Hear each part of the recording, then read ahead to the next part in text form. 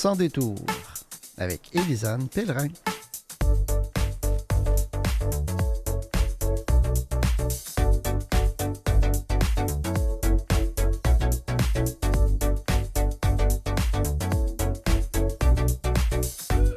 Bonjour, bienvenue à Sans détour. Cette semaine, on s'entretient avec Samuel Lachaine, notre chroniqueur, pour nous parler des Jeux paralympiques.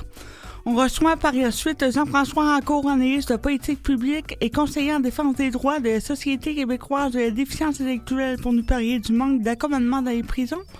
Et on s'entretient avec Émilie Charbonneau, première vice-présidente de l'APDS, concernant la dégradation des soins aux personnes aînées. Bonne émission.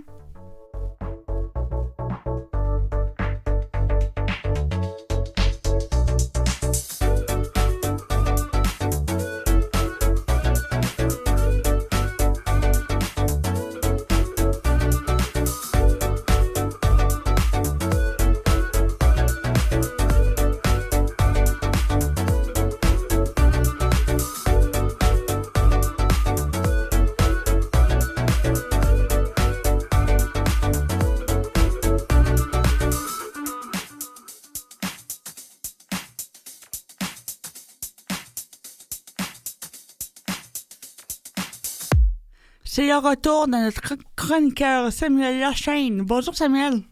Salut, ça va bien, Lisanne? Ça va bien toi? Ben oui, ça va super bien. Tu viens nous parler de Jeux paralympiques aujourd'hui. Oui, exactement. On sait évidemment que au cours de l'hiver, les Jeux olympiques s'en viennent au mois de février. Et comme à chaque année, on sait qu'aux Jeux olympiques, il y a ensuite les Jeux paralympiques qui suivent. Donc, ça va avoir lieu cette année, 6 au 15 mars 2026. Du côté de Milan à Cortina. C'est donc en Italie, encore une fois. Je rappelle qu'en 2006 également, il y a eu des Jeux représentant l'Italie. C'était à Turin à l'époque. Là, maintenant, ce sera donc à Milan Cortina, donc pour les 14e Jeux paralympiques de l'histoire. Il y a pire comme destination quand même? Oui. Puis surtout dans les montagnes, là. C'était un beau coin justement pour aller faire les sports d'hiver qu'il va y avoir durant ces Jeux paralympiques. Il y a eu aussi les premiers Jeux justement en Italie en 1960. C'est là que les Jeux d'été ont commencé paralympiques. Et ça fait ensuite, depuis quelques années, environ une vingtaine d'années, là, peut-être qu'il y a des Jeux paralympiques d'hiver également. Donc, ça fait un peu plus de temps, mais quand même, on a le droit aussi à des sports d'hiver maintenant. Oui, il y a des nouveautés là, pour l'année 2026 au niveau des sports paralympiques d'hiver. En fait, là, il y a un total de 5 sports qui vont être présentés. Surtout, la nouveauté, ça va être le curling double mix en fauteuil roulant. On sait qu'il y a déjà du curling, là, j'avais parlé dans d'autres chroniques précédemment l'année dernière, concernant le curling féminin et masculin. Ben là, on a rajouté la catégorie double mix, qui est un petit peu différent en fait. Là, c'est vraiment 2 personnes par équipe qui s'affrontent au lieu là, de 4 ou 5 là, habituellement. Et donc, ça va amener un nouveau niveau de compétition qui va être différent étant donné il y a mixité dans les équipes. Et évidemment, là, ça donne aussi une belle vision là, au curling adapté là, pour les gens qui ne connaîtraient pas encore ce sport-là, bien que ce soit quand même populaire. Là. Oui, surtout, évidemment, au Canada, c'est très populaire. Là. Ce qui était arrivé aussi au départ, c'est que c'était pas un sport autant connu. Donc, ça a pris du temps avant de créer là, des classements mondiaux où est-ce que on avait des pays différents qui s'inscrivaient, des équipes. Donc, la plupart du temps, c'est pour ça que plusieurs sports ont mis du temps avant de se développer. C'est entre autres le cas du bobsleigh. Cette année, on avait fait une demande pour 2022 pour avoir les Jeux paralympiques avec du bobsleigh. Et en 2022, ça avait été refusé. Et encore une fois, cette année, là, c'est encore le cas. On a dû refuser puisqu'il manquait de nations qui se sont inscrites pour cette année. Donc, évidemment, c'est normal puisque le bobsleigh existe depuis 2016 du côté paralympique. Donc, encore une fois, on essaie de développer le sport, mais ça va venir tranquillement. Ben, il nous reste encore 4 ans donc pour les prochains Jeux olympiques, en espérant que pour les prochains, ce soit accepté. Et effectivement, il faut développer le sport. Il faut aussi développer, évidemment, ça vient avec des programmes et avec de l'argent, avec des fonds, là, parce que ça coûte cher quand même, les Jeux paralympiques. Et le développement de sport pour les personnes en situation de handicap. Ben, et justement, c'est pour ça que, entre autres, au Canada, on est quand même choyé, puisqu'on a beaucoup de programmes. Tu sais, on est un pays qui a accès à plus de ressources, évidemment, pour pouvoir justement développer un sport, développer des athlètes, des programmes pour ces athlètes-là. Donc, heureusement, au Canada, on est une puissance paralympique présentement et ça va être le cas encore cette année. Du côté des Paralympiques en Italie, on a terminé 3e d'ailleurs pour les médailles en 2022. Donc, ça va être à surveiller. L'autre pays, justement, très puissant en ce moment, c'est la Chine. Lors des derniers Jeux, on avait mis beaucoup d'argent. Évidemment, parce que c'est ça qui s'était passé du côté de Pékin. Mais vraiment, là, faut avoir accès à beaucoup d'argent, comme tu dis, là, pour pouvoir développer des athlètes paralympiques de haut niveau et d'avoir vraiment ça du côté de la qualité. Là, et tu as raison, au Canada, donc les athlètes paralympiques, on a des champions là, littéralement dans plusieurs sports. Oui, exactement. Puis entre autres, justement, lors des prochains Paralympiques, il va y avoir 5 sports qui seront présentés dans les Jeux au total. Quand même, un total de 79 épreuves durant l'événement. Et souvent, on se demande s'il y a une égalité quand même du côté des sexes. Il y a 39 compétitions pour les hommes, 35 pour les femmes et 5 mix. Donc, de ce côté-là, c'est quand même relativement égal, ce qui est une bonne nouvelle. Mais c'est sûr que du côté des Paralympiques, justement, on essaie de mettre de l'avant l'égalité des sexes, mais aussi l'égalité là, des gens, si on parle d'handicap et de gens en santé. Donc, c'est sûr qu'on va s'arranger aussi pour être vraiment équivalent de ce côté-là. Les 5 sports, en fait, que je voulais dire, il y aura le ski alpin, le ski nordique, et le biathlon et le ski de fond ensemble, le snowboard, le curling, comme j'ai parlé tout à l'heure, et évidemment le para-hockey sur glace, ça qui est vraiment, je pense, l'un des sports où est-ce que c'est le plus attirant à regarder, là, le para-hockey, comme j'en avais parlé aussi dans une autre chronique l'année dernière. Oui, ben c'est sûr que ça va vite, c'est enlevant comme sport, puis c'est aussi peut-être un sport qu'on connaît bien et dont on connaît quand même les règles. Les gens peuvent s'y retrouver quand même facilement, je pense, étant donné qu'on connaît bien le hockey plus traditionnel. Ben c'est sûr qu'un sport de hockey sur glace qu'on connaît bien, comme tu dis, c'est toujours plus excitant. Puis le Canada est toujours habituellement en finale contre les États-Unis. Et ce qui est intéressant, c'est ça, c'est vraiment sur pratiquement les mêmes endroits de patinoire. De la même manière, il y a simplement de la façon de jouer. Si on veut avec des luges sur glace qui sont différents, mais à part ça, en général, c'est pas mal les mêmes règlements et tout ça. Donc, c'est toujours très intéressant de regarder ça. Puis honnêtement, là, si vous avez la chance de regarder que ce soit peu importe le sport paralympique cette année, là, jetez un œil, puis c'est vraiment aussi excitant de voir ça que des gens en santé pendant les Jeux olympiques. Et il faut aussi se dire que plus on regarde, plus on accorde de l'importance à ces jeux-là, plus on aide au développement, en fait, de différents programmes, là, comme tu parlais tout à l'heure. Oui, bien ça, tu as tout à fait raison. Puis c'est l'un de mes sujets, justement, que je voulais aborder par rapport à cette chronique-là. C'est que ce qui est le fun, c'est que c'est de plus en plus accepté, étant donné qu'on présente de plus en plus les sports paralympiques normalement et avec de la qualité. Donc, on voit que ça devient de plus en plus populaire. Puis, comme tu dis, on enlève des préjugés également, à savoir que les athlètes sont aussi résilients là, qu'un athlète normal, vivent les mêmes réalités, même des fois, sinon plus. Donc, c'est toujours intéressant de voir qu'il y a des athlètes qui sont vraiment persévérants et qui travaillent fort pour obtenir la chance d'être vus sur la scène internationale. Donc, je pense que c'est quelque chose qu'il faut vraiment mettre en considération. Ça ajoute à l'ouverture d'esprit des gens de voir tout ce qui se passe avec les Jeux paralympiques. Puis il faut dire aussi qu'on a l'impression parfois que ce ne sont pas des athlètes au même titre que les athlètes olympiques traditionnels, mais ces gens-là s'entraînent là, plusieurs jours par semaine, là, souvent à temps plein là, pour avoir accès aux Jeux paralympiques. Donc on parle d'athlètes là, et de développement qui équivalent en fait ceux des athlètes olympiques traditionnels. Oui, exactement. Puis c'est ce qui est super très impressionnant à regarder, c'est que c'est le même travail, là. On peut considérer peut-être que des fois, ça a l'air trop facile ou qu'on n'a pas mis d'efforts là-dedans, mais comme je disais, c'est pratiquement même plus d'efforts pour ces athlètes-là, parce qu'il y a beaucoup de préparation, beaucoup d'organisation. Il faut s'assurer que les installations autour des arénas, des endroits où on compétitionne sont bien adaptés. Donc ça aussi, c'est important. Puis justement, ça permet de conscientiser plutôt la société, que les endroits aussi où est-ce qu'on se déplace, par exemple pour des gens en fauteuil roulant, ou des gens qui leur manque peut-être un membre ont besoin. Donc, ça devient plus accessible un peu partout aussi dans la société. Donc, ça aussi, c'est important à souligner dans l'importance des Jeux paralympiques. C'est sûr que les villes qui reçoivent les Jeux paralympiques, elles doivent faire un effort, évidemment, au niveau de l'accessibilité universelle, là, étant donné que quand on parle de Jeux paralympiques, bien sûr, on parle d'athlètes qui ont des limitations fonctionnelles, donc qui ont besoin de certaines adaptations. On parle aussi d'un public qui peut être constitué de façon plus importante de personnes en situation de handicap. Donc, c'est sûr que les pays hôtes, les villes hôtes doivent faire attention à l'accessibilité universelle, même si ça devrait être le cas, là, évidemment, là, pour les Jeux olympiques plus traditionnels et pour tous les autres sports et événements. Mais forcément, les Paralympiques appellent au développement de l'accessibilité universelle autour des lieux de compétition.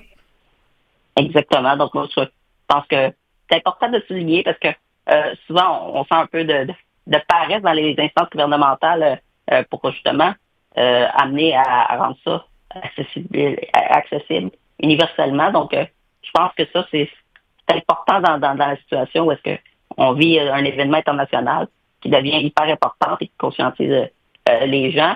Donc, de ce côté-là, il fallait le souligner. Puis aussi, ce que je voulais souligner, c'est que même quand on parle d'accessibilité à tout le monde, récemment, la Russie et la Biélorussie, concernant évidemment des enjeux politiques, avaient été retirés des Jeux olympiques et le sont toujours. Mais du côté paralympique, on permet aux athlètes russes et biélorusses d'accéder quand même aux Jeux paralympiques. Malheureusement, cette année, il n'y a pas eu d'athlètes qui ont eu le temps suffisant pour pouvoir se qualifier pour les épreuves paralympiques de cette année, mais quand même, on a ouvert quand même cette possibilité-là à ces deux pays.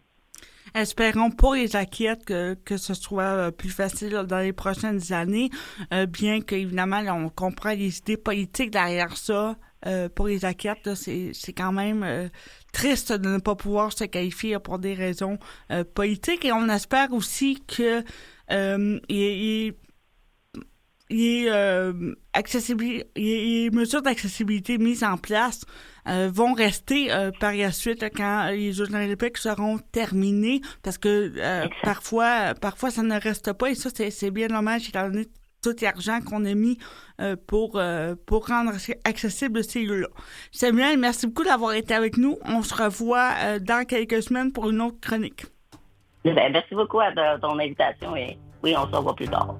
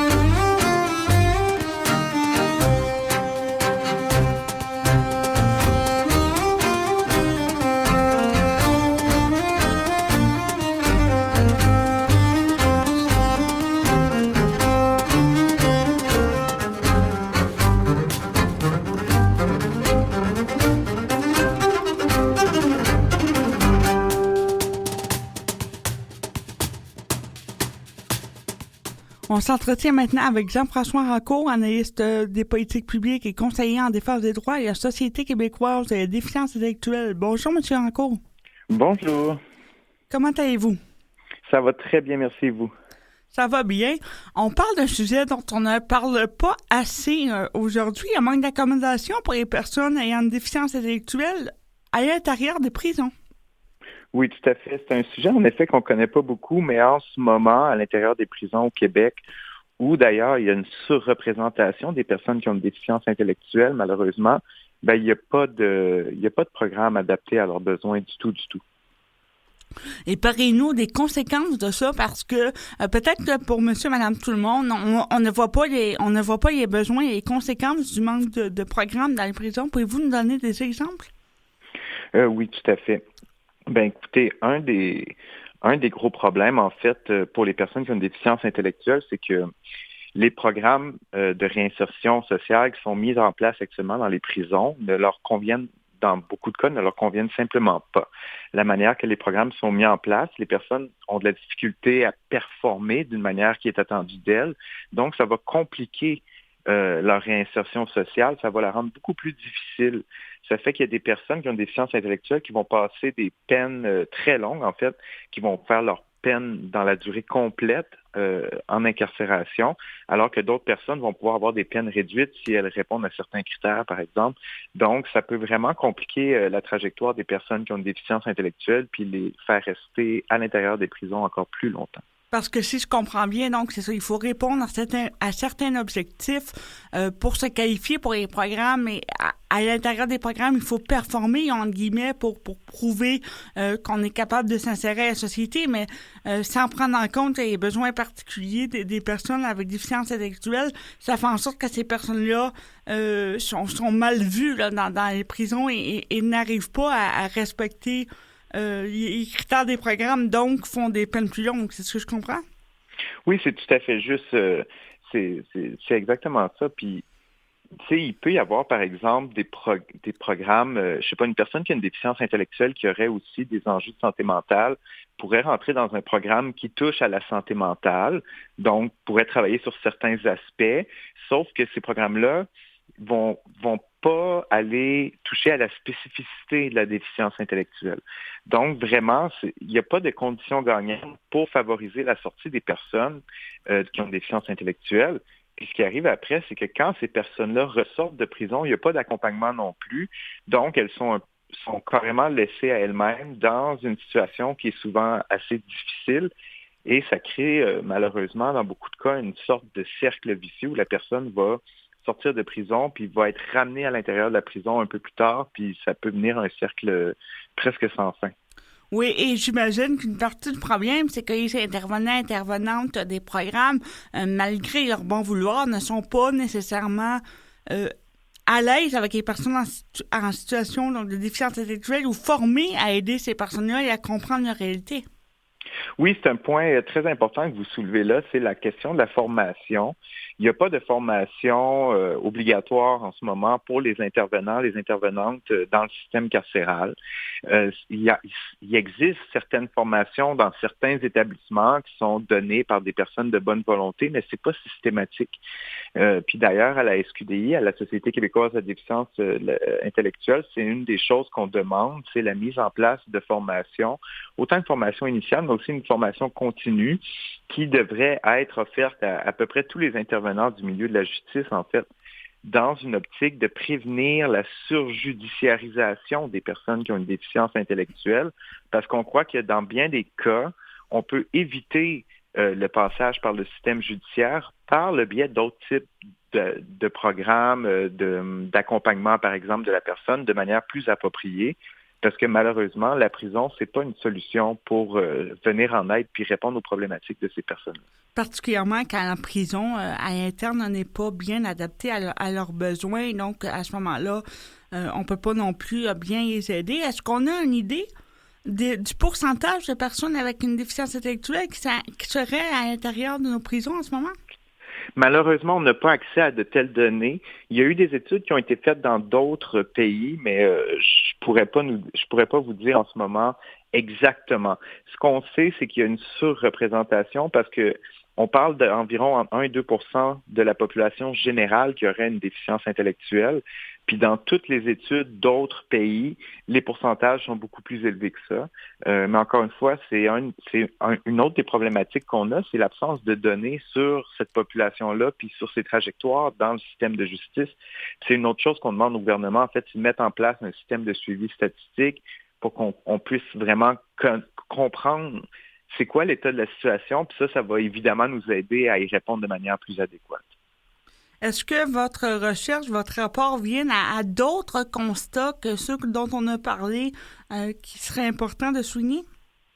Ben écoutez, une chose qui est vraiment importante de comprendre, c'est qu'il y a beaucoup de personnes qui ont une déficience intellectuelle qui se retrouvent en prison, qui se retrouvent dans le système de justice, qui y sont parce que le filet social n'est pas assez solide puis qu'on les laisse tomber. Ouais.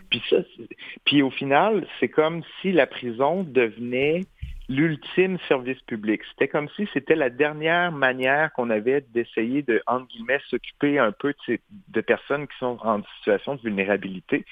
Alors que si on prenait mieux soin des personnes au départ, il y aurait beaucoup moins de problématiques qui auraient besoin ensuite d'aller dans le système de justice, etc. Donc, c'est quelque chose qui est important de comprendre. Il faut régler, en tant que société, il faut qu'on décide de régler les enjeux de pauvreté des personnes en situation de handicap en général, incluant les personnes qui ont des déficiences intellectuelles. Il faut qu'on s'occupe vraiment de renforcer le filet social. Puis il faut qu'on pense aussi à des enjeux intersectionnels comme des personnes qui ont une déficience intellectuelle et, par exemple, des enjeux de consommation de drogue, ou encore les personnes qui ont une déficience intellectuelle et qui sont en situation d'itinérance, parce que malheureusement, il y a aussi une surreprésentation de la déficience intellectuelle dans la population en situation d'itinérance. Donc, renforcer le filet social, le rendre vraiment plus solide, notamment en favorisant une approche où les différents ministères se coordonnent entre eux pour pouvoir avoir des objectifs communs, des mécanismes de suivi clairs, puis qu'on finance de manière plus appropriée aussi le communautaire, notamment la réduction des risques, la lutte contre l'itinérance, la toxicomanie, des choses comme ça, mais en ciblant les besoins spécifiques des personnes qui ont une déficience intellectuelle. J'ai l'impression que ça revient toujours à ça dans plusieurs enjeux, là, c'est-à-dire que le filet social qui s'effrite là, et qui mène à des problématiques beaucoup plus graves parce qu'on les a pas pris à temps. Puis évidemment, les prisons, là, je ne suis pas spécialiste des prisons, mais ça me semble pas être un endroit où on peut vraiment prendre soin des gens, étant donné, évidemment, le climat de violence et anxiété, tout ce qui vient avec le fait d'être en prison. C'est pas un endroit où les gens se sentent accueillis dans une ambiance bienveillante, j'imagine. Non, exactement, vous avez raison. Puis, tu sais, on peut imaginer une personne qui rentre en prison. Tu sais, c'est une période de temps où on s'attend que la personne réfléchisse, fasse de l'introspection, puis en vienne à déduire, OK, mes agissements n'étaient pas corrects, maintenant je vais agir mieux dans la société. C'est le but attendu. Mais on ne peut pas attendre ça d'une personne qui a une déficience intellectuelle sans l'accompagner dans un cheminement. Puis en ce moment, c'est ça qu'on observe. Puis comme vous le dites, en plus, il y a un climat qui peut être très tendu, il peut y avoir de la violence, il peut y avoir des gangs, des choses comme ça. Une personne qui a une déficience intellectuelle va vouloir masquer sa différence pour pas être trop victimisée, mais malheureusement, les personnes qui ont une déficience intellectuelle, lorsqu'elles sont en prison, elles sont beaucoup plus à risque d'être victimes de toutes sortes d'exploitations sexuelles, financières, psychologiques, physique. Donc, on les place dans un environnement qui est extrêmement, extrêmement hostile pour elles, qui est absolument pas approprié. Et à ce moment-là, évidemment, si c'est hostile, les personnes ne peuvent pas bien répondre au programme et à répondre aux attentes qu'on a envers elles parce qu'elles sont en mode survie, là, finalement, j'imagine. Oui, c'est exactement ça. Ils sont en mode survie, puis dans certains cas, ça peut amener de la désorganisation. Et là, on est dans le personnel carcéral, on n'est pas préparé à bien réagir à une personne qui se désorganise. Puis dans ce cas-là, la réponse peut être extrêmement violente. Il y a eu un cas dans les derniers mois qui était celui d'une jeune femme qu'on a surnommée Florence. Oui. Vous en avez entendu parler. Pour rappeler aux auditeurs, c'est une personne qui avait été mise en prison parce qu'elle avait volé de la nourriture. Elle vit avec le syndrome de Prader-Willi, ce qui fait qu'elle ressent toujours la faim. Donc, elle avait été un peu poussée à trouver de la nourriture. Elle en avait volé chez les voisins. On l'a mis en prison. Elle s'est désorganisée, puis par la suite, la réponse, ça a été de la mettre au trou, dans une pièce d'isolement, où elle a passé plusieurs jours. c'est complètement inhumain comme traitement, puis ça montre vraiment à quel point on n'est pas prêt à prendre soin de ces personnes-là lorsqu'elles arrivent dans la prison, mais pas du tout, du tout. Et on voit ça comme étant une réponse à un comportement violent, donc de mauvaise foi de la part des personnes, alors que parfois, c'est simplement leur cerveau et leurs besoins qui sont pas bien compris. Exactement. C'est des personnes qui sont dans une situation de détresse totale, qui sont démunies, qui se retrouvent avec aucun repère, avec pas de personne à qui s'accrocher, qui se retrouvent vraiment dans une situation difficile. Puis la désorganisation en soi peut être juste une réponse tout à fait naturelle à cette situation-là. Sauf que, comme vous mentionnez, on va la voir comme un comportement dangereux ou atypique ou auquel il faut qu'on réponde par une punition, mais c'est pas du tout le cas, puis c'est pas l'approche qui devrait être privilégiée du tout. Puis c'est pour ça qu'on pense que les personnes qui ont une déficience intellectuelle, la prison, c'est pas leur place. Puis autant que possible, il faut essayer de déjudiciariser, mais après, il y a des cas où les personnes peuvent représenter un risque pour la société. Il faut évidemment quand même aussi s'occuper de ça, mais on croit qu'il y aurait des alternatives à la prison, notamment des unités en milieu clinique qui pourraient être beaucoup plus adaptées pour ces personnes-là. Donc, il faut penser aussi à comment on peut améliorer la situation. La formation du personnel, c'est un premier point. Adapter le système de justice aussi en général pour les personnes qui ont une déficience intellectuelle, pour éviter que certaines personnes se retrouvent incarcérées parce que elles n'ont pas compris le processus, par exemple, en cours, avec les avocats, oui. Le juge, ça peut être très compliqué, même pour une personne qui n'a pas de déficience intellectuelle. Donc, nous, on croit qu'il faudrait qu'il y ait accès notamment à des accommodements plus importants, par exemple, de l'accompagnement en langage clair lors des audiences, mais toujours dans une optique de permettre à la personne au moins de comprendre ce qui se passe, puis de pas, par exemple, déclarer quelque chose qui pourrait la mettre dans le trouble par la suite. Donc, Monsieur Rancourt, merci beaucoup d'avoir été avec nous et merci de votre travail sur cet enjeu-là qu'on connaît peu, mais qui, visiblement, là, est un enjeu important. Donc, on pourra en reparler là, éventuellement quand vous aurez peut-être de nouvelles données, si on arrive à avoir des données probantes sur la question. Merci d'avoir été avec nous. Merci beaucoup pour l'invitation. Donc, c'était Jean-François Rancourt, analyste des politiques publiques et conseiller en défense des droits de la Société québécoise des déficiences intellectuelles. Et après la pause, on s'entretient avec Mme Émilie Charbonneau, vice-présidente de l'APTS pour la dégradation des soins aux personnes aînées. Vous écoutez Sans détour.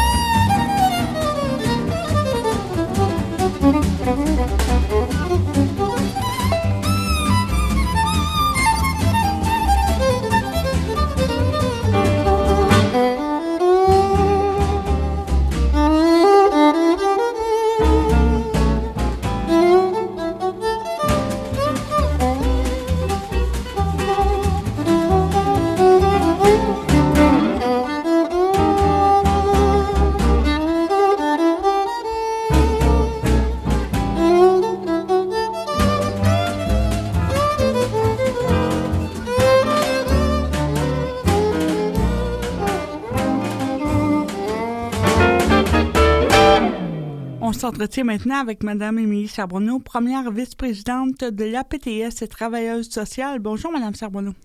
Bonjour, ça va bien? Ça va bien vous-même? Oui, ça va bien, merci. Parlez-nous d'abord de l'APTS, qui est l'Alliance du personnel professionnel et technique de la santé et des services sociaux. Quelle est votre mission à l'APTS? En fait, on est une organisation syndicale là, qui représente, comme vous l'avez mentionné, là, les techniciennes et professionnels du réseau de la santé et des services sociaux. On représente plus de 67 000 membres à travers le Québec. On est à majorité féminine, donc plus de 80% des membres sont des femmes. Puis, en fait, on représente principalement les travailleurs sociaux, comme vous l'avez mentionné, puis le type d'emploi donc que je suis. Mais on a également tout ce qui concerne les plateaux techniques, donc l'imagerie médicale, les laboratoires, la nutrition. Donc, on couvre très large. Et on vous a invité particulièrement parce que votre organisme a mis en place une campagne et a publié une lettre ouverte pour dénoncer la régression de la qualité des soins aux personnes aînées en perte d'autonomie. Donc, pouvez-vous nous parler de cette campagne-là et des enjeux que vous avez soulevés? Oui, en fait, la campagne qu'on a mise sur pied, ça s'appelle « Regarder nos vieux jours en face ». C'est vraiment pour lever le voile, en fait, sur comment on vieillit au Québec, puis les services qu'on reçoit quand on est en perte d'autonomie. Je pense que on croit que ça ne devrait pas être un privilège d'avoir accès à des services qui sont équitables pour tous. Qu'est-ce qu'on a constaté avec les années puis avec les intervenants qu'on parle sur le terrain, c'est que trop souvent, les services s'effritent sous le poids du sous-financement puis de la privatisation.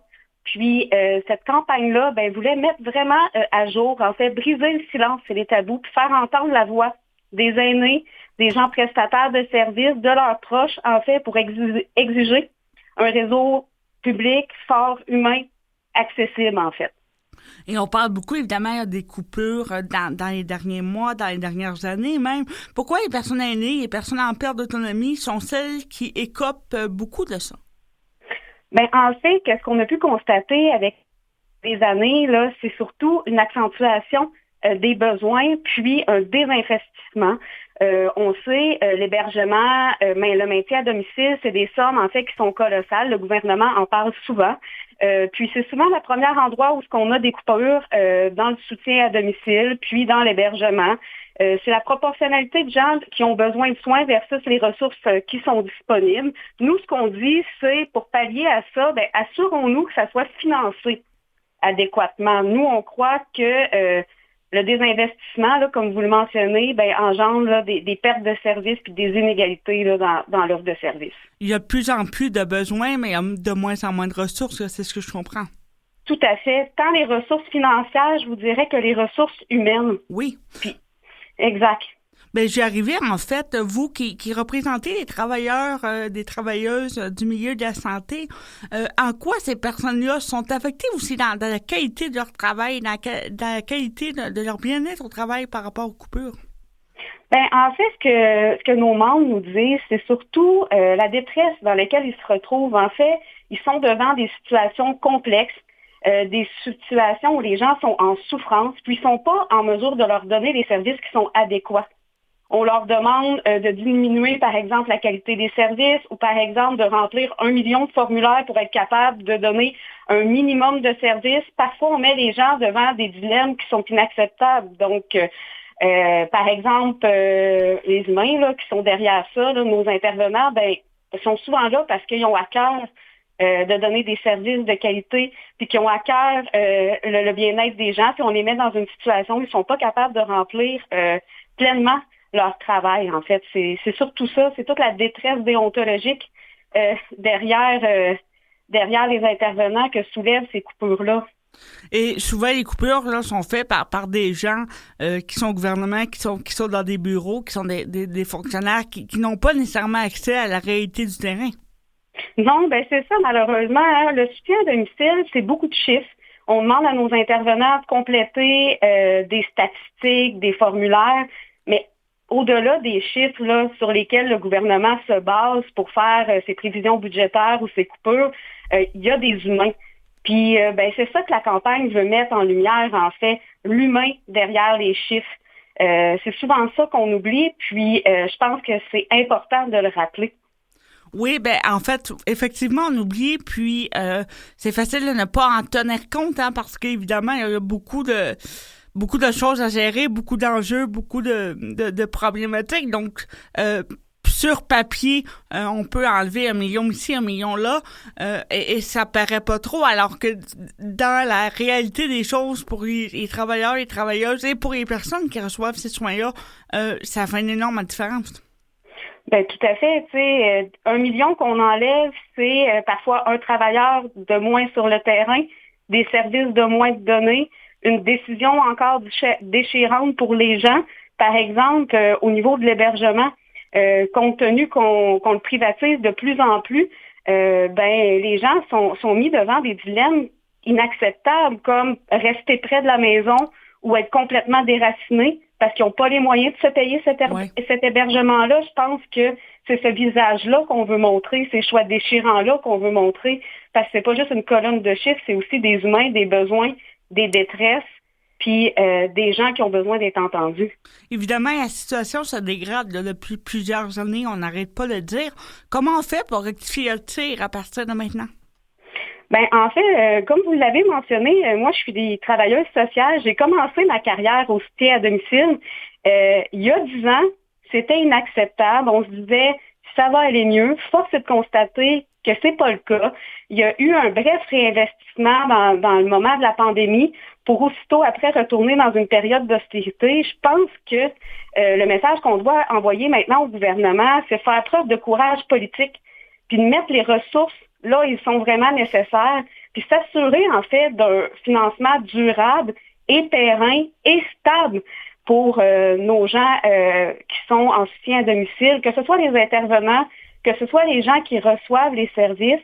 Je pense que vieillir dignement, ça devrait pas être un luxe. Non, donc, effectivement. Non, exact. Et qu'est-ce que nous, tu sais, monsieur, madame, tout le monde, qu'est-ce qu'on peut faire pour améliorer la situation alors qu'on n'est pas aux commandes du gouvernement?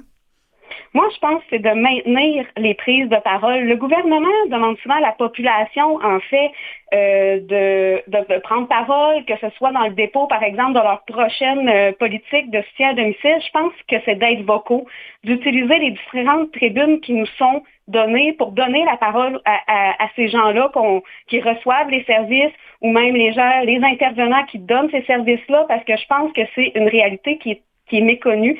Puis qui gagne à être qui gagne à être connu en fait parce que tout le monde va vieillir.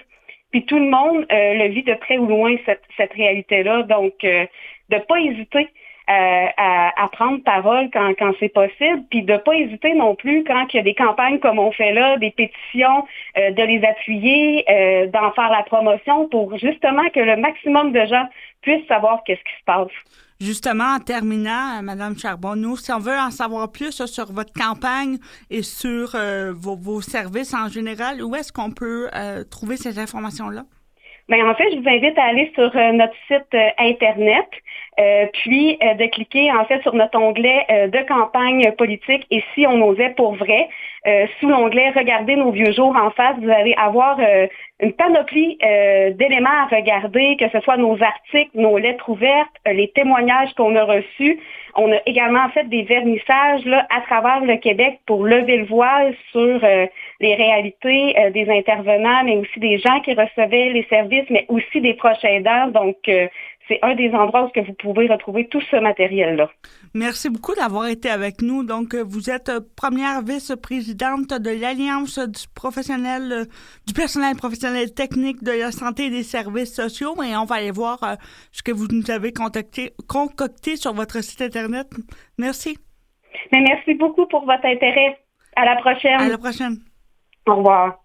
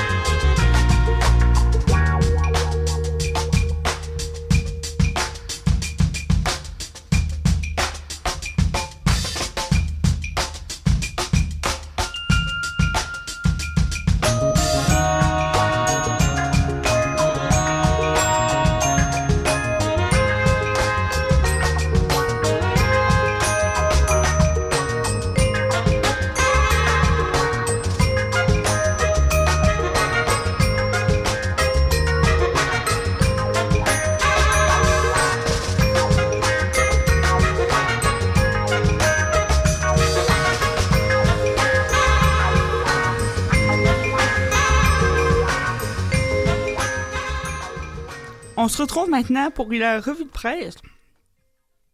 Et on commence avec une nouvelle qui va être des suggestions pour vos cadeaux de Noël, entre autres, ou pour différents cadeaux et lectures pour vous-même. Donc, des livres qui donnent la parole aux personnes aînées. On commence donc par Jeannette Bertrand, qui a sorti évidemment un ouvrage il y a quelques mois de cela, qui s'appelle « 100 ans d'histoire, vous m'avez raconté le Québec ». Évidemment, Madame Bertrand, la figure marquante du paysage médiatique québécois, nous offre son regard unique sur l'histoire des Canadiens français et la Révolution tranquille.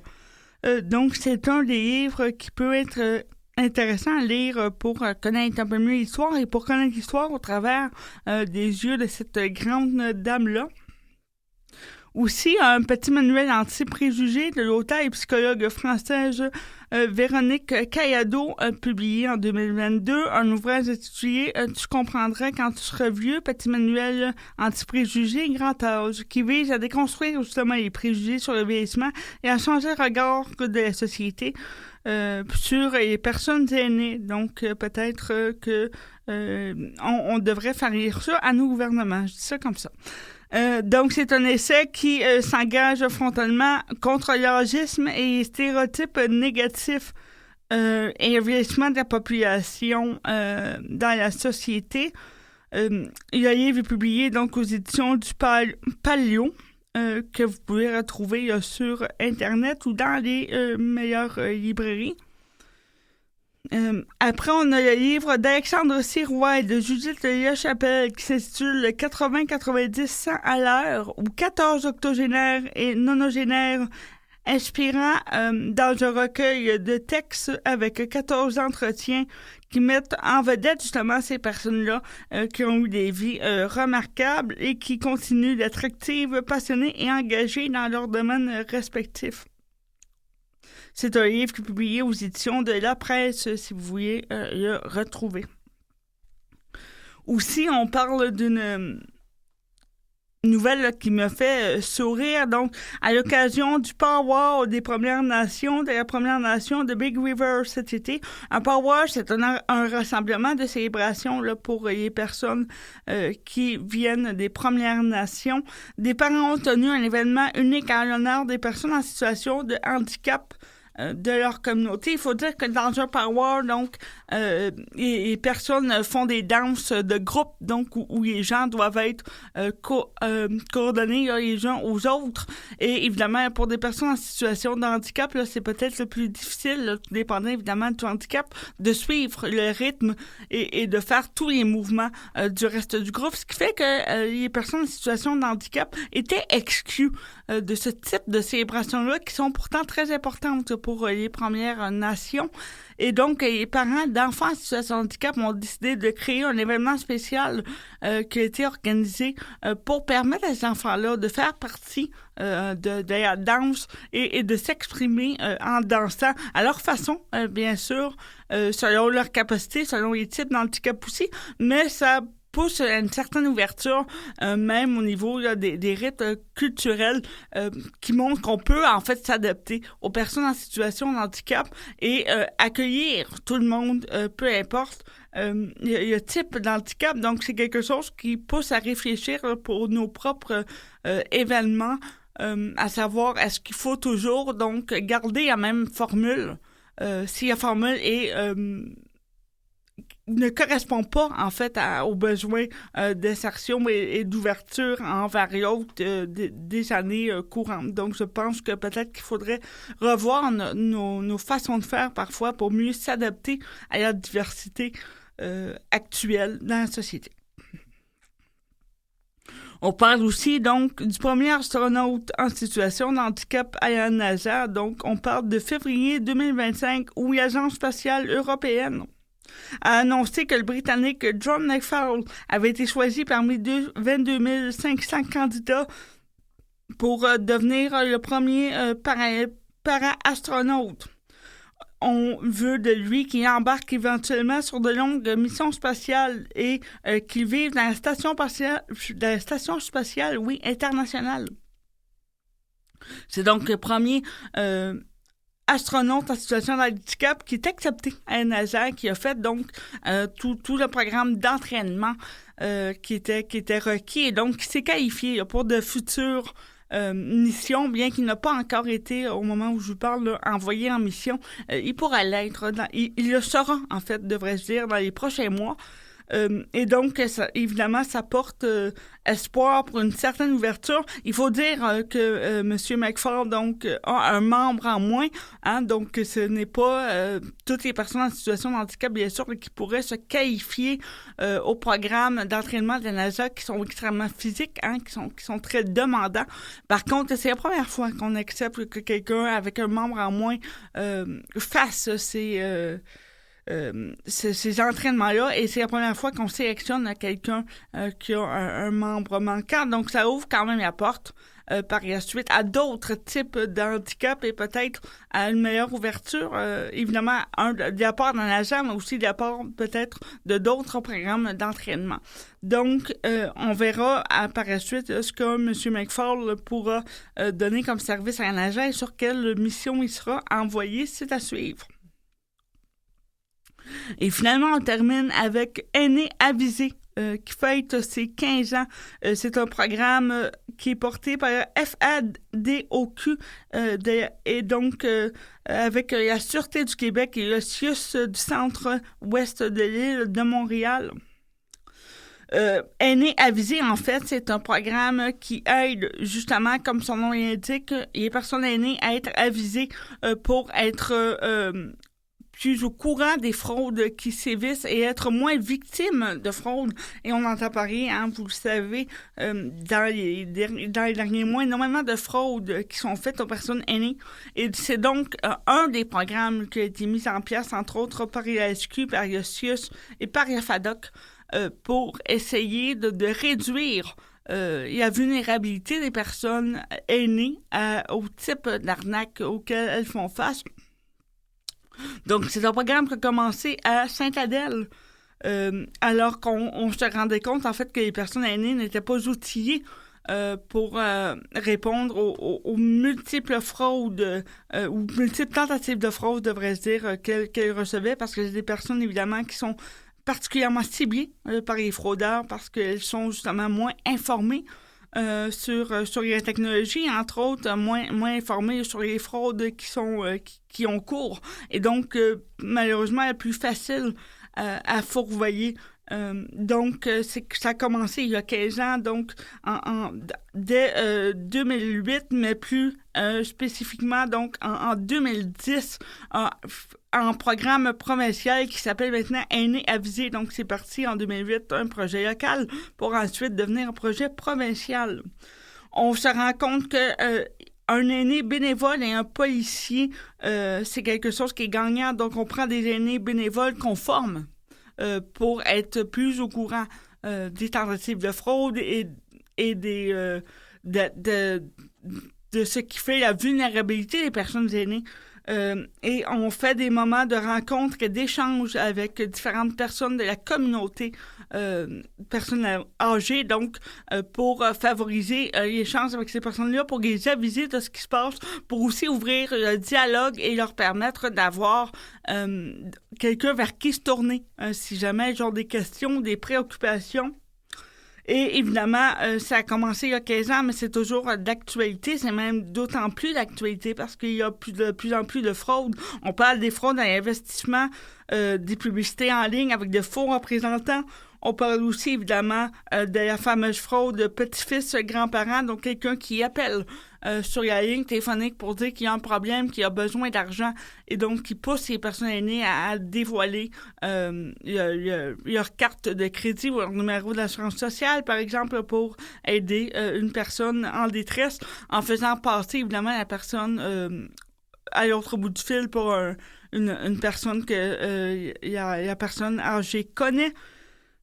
Donc, les meilleurs conseils pour ça, c'est de connaître, évidemment, les stratagèmes des fraudeurs pour les détecter. Il faut aussi connaître la technologie et savoir que, par exemple, le numéro qui est affiché sur l'afficheur peut se modifier, savoir que la voix des gens peuvent se modifier également, savoir qu'on peut créer de faux profils sur les applications de rencontre et mettre de fausses plateformes d'investissement. Donc, de savoir que tout ça existe, ça nous porte à être évidemment plus vigilants. Et on parle des personnes âgées, bien sûr, parce que c'est des personnes, je le disais tout à l'heure, qui sont particulièrement vulnérables. Mais c'est quelque chose à connaître pour monsieur, madame, tout le monde. Hein. On est tous vulnérables à ce type d'arnaque-là.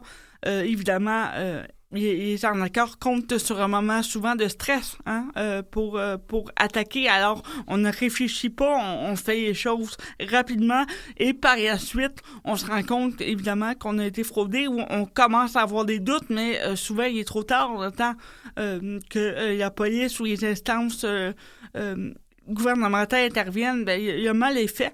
Donc, si vous avez des préoccupations par rapport à ça, il faut évidemment en parler. Il faut aussi être vigilant par rapport aux personnes aînées ou aux personnes qui sont particulièrement à risque pour ce type d'arnaque-là. Donc, si vous avez des doutes par rapport aux activités des personnes de votre entourage, il faut dénoncer la situation, il faut détecter et il faut dénoncer la situation.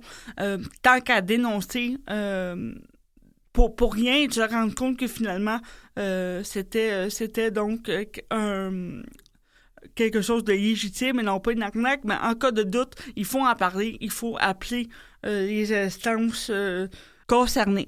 Et donc, en cas de doute, il faut toujours téléphoner et en parler. C'est la meilleure façon donc de prévenir des fraudes et de tout ce qui suit les fraudes, donc toute la détresse là, qui peut être causée par ces fraudes-là. C'était donc Lisanne Pellerin pour Sans détour. On se revoit la semaine prochaine. Bonne semaine tout le monde.